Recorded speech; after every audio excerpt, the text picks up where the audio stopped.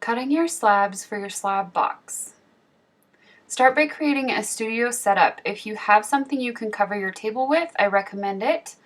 Or you can leave out pieces of parchment paper or even plastic wrap, but paper is better. Wrapping paper even works. To roll out your slab, place it between those two pieces of paper. This is parchment paper here, and then roll using that PVC roller. You want to keep turning and twisting it even though it's between those layers of paper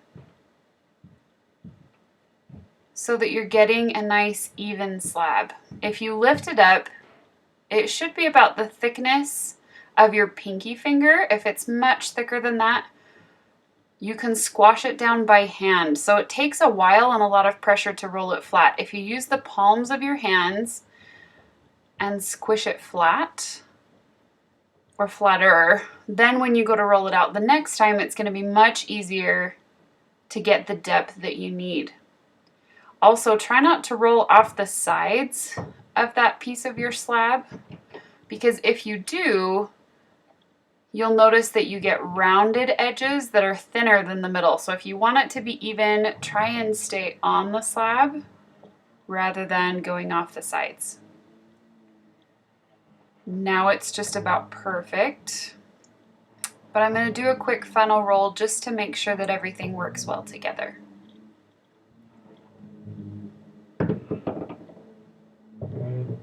Next, you're going to take your templates, and I've labeled the tops on these just so it's easy to find later, and place them on your slab. Don't leave big gaps between them. Try and save as much of that clay as possible by fitting them pretty close together. I had to move mine closer to the middle because some of my edges were thinner.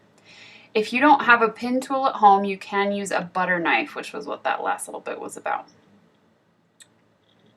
Just make sure you clean your butter knife afterwards so you don't get in trouble later.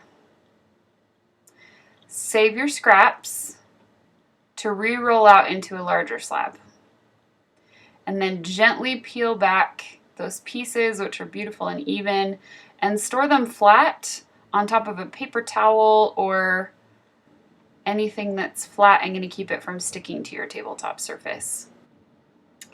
When you're done, store it in a cool, dry place. I recommend covering it with a garbage bag. Don't leave a gap in the bag. You won't be working on it until after break. And then don't forget to take a picture and turn it in on canvas.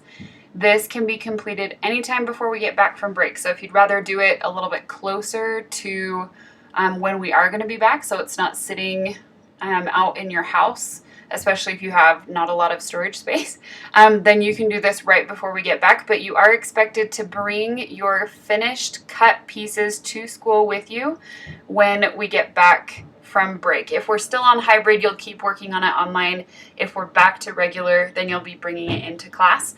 And then this grade will go on second term. So anytime before we get back from that fall break on the 20th, you're welcome to turn this in.